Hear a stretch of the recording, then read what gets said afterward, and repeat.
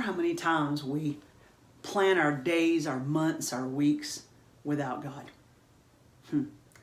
And you may say, well, I don't do that. Of course, I seek God's face.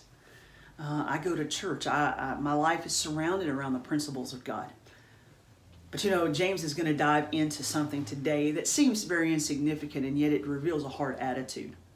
As James talks a little bit about how we need to be careful how our words indicate an arrogance and an independent spirit towards God. I'm a child of God, and yet many times, even though I have a heavenly Father who I have submitted my life to, supposedly, I operate my daily, day-to-day life without consulting Him. I go so far as not only not to consult Him with my life, okay? I may consult Him with the big decisions of life, right? I may consult Him when I'm in a crisis. But just in the very day-to-day, and this is what I want you to focus on today. I don't want you to think about the time when your life fell apart. You may be there right now, and you may be saying, man, I'm praying every day. You don't know. I just need God to help. Okay, I'm not talking about right now. I'm talking about 3 weeks from now when you're moving through. And there's not a crisis on the horizon, and there's not something sitting right in front of you that's just bowling you over. And man, you're just doing life. What is our attitude then when it comes to an independent spirit towards God? Because James is going to speak into this today, and this is what he's going to say. Come now, you who say today or tomorrow we'll go to such a city, and we'll spend a year there, and we'll engage in business, and we'll make a profit. Yet you do not know what your life will be like tomorrow. You're just a vapor that appears for a little while, and then it vanishes away. Man, James has such a beautiful way of using these words to help us get this visual picture of what it means. So James says, wait a minute, do you understand that your life is like a vapor? It's like, you light a match and you watch the smoke and it drifts and it's gone. Do you realize that that's what your life looks like? And we're so arrogant and independent in our own lives to be able to actually think, we'll say, well, here's what we're going to do. This next year, I'm going to do this, and I'm going to do this, and I'm going to do this, and we're going to do this, and we're going to do this. And James says, how arrogant of you to say that? Do you know tomorrow? Do you know what tomorrow is going to have for you? And so James is going to go on and say what we ought to say, what we ought to do. He says instead in verse 15 of chapter 4, you ought to say, if the Lord wills, we will live and also do this or that. But as it is, you boast in your arrogance. All such boasting is evil. Therefore, to one who knows the right thing to do and does not do it, to him it is sin. Now, this last verse that I just read, how many times have you heard this quoted? Man, if you grew up in church and you're like me, you've heard this quoted a lot in a lot of different contexts. But as it sits today in this context, it sits right in the heart of the context of an arrogant spirit and an independent spirit towards God's direction and His will for our lives. And it says, look, don't be so independent in your walk and in your dailiness of life that you have the arrogance to say, well, you know what, this is what I'm planning on doing. And you never consulted God with that. And you say, well, Reba, what do I do? Should I be praying every 60 seconds saying, God, can I walk into that store? Lord, can I drive over here? Lord, if it's your will, I'll go over here. And this is a lot of times, I'm from the South, right? And so I grew up in a world where I heard constantly this expression, well, if the Lord wills, we're going to. And this is where it comes from. So people grab that expression and they tag it on to the front of something or the end of something, and they say, well, that should cover it. Well, we're going to go over for Lord willing. That in the South, that was the expression. Lord willing, we're going to go do this. Lord willing, we're going to go do that. Lord willing, we're going to go do that.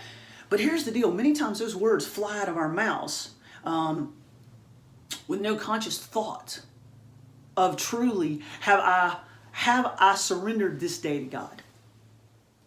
Have I brought this day before Him and said, Lord, this is your 24-hour period. This is your 7 days in this week. Lord, this is your 365 days this year. And I'm bringing this before you, and I'm surrendering this to you. And I want your will for my life more than I want my will for my life.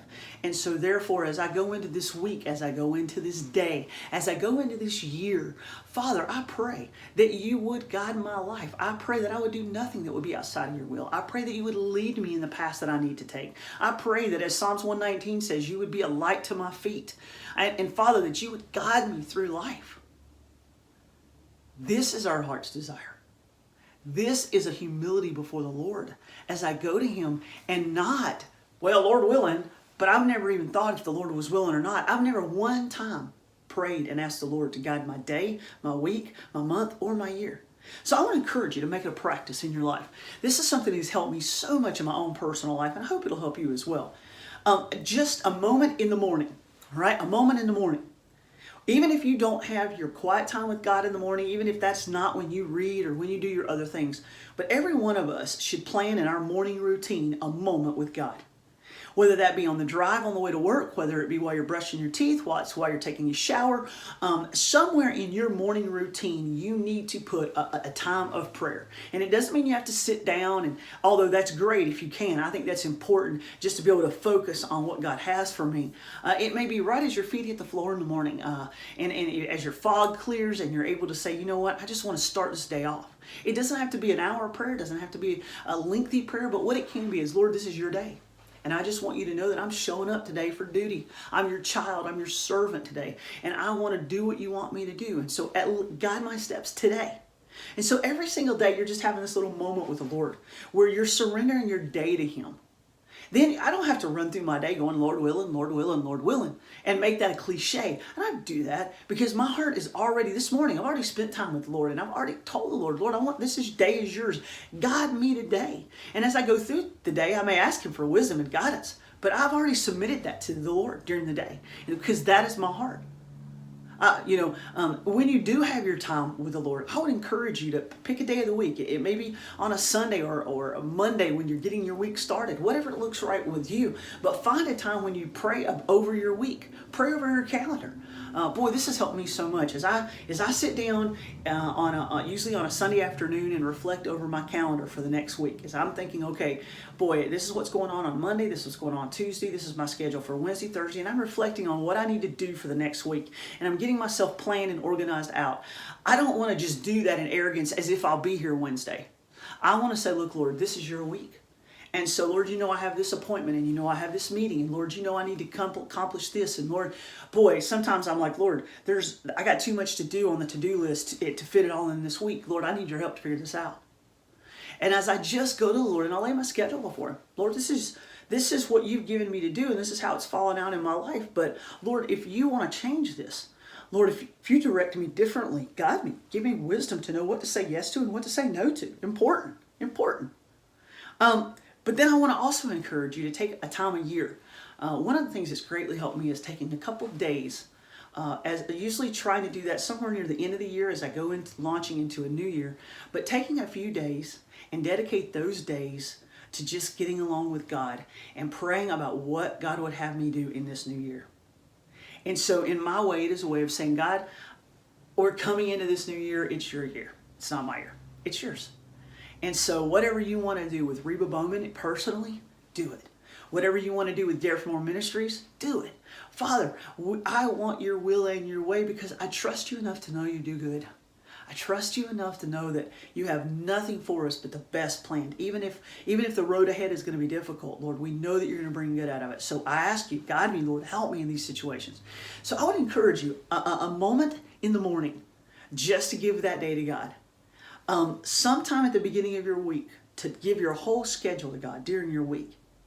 And then sometime maybe at the end of the year, before you jump into the new January season. So instead of turning over new leaves and making a bunch of things, let's just get before God and say, God, I don't know what this year holds, but I know you do. And so therefore I give this year to you. James says, if you live in this heart attitude, if you live with this spirit, and we ask God for His guidance and we ask Him for His leadership, then this is going to help us to be able to walk through each day, not arrogant, not independent, but with a total leaning on God for strength for today and direction for tomorrow.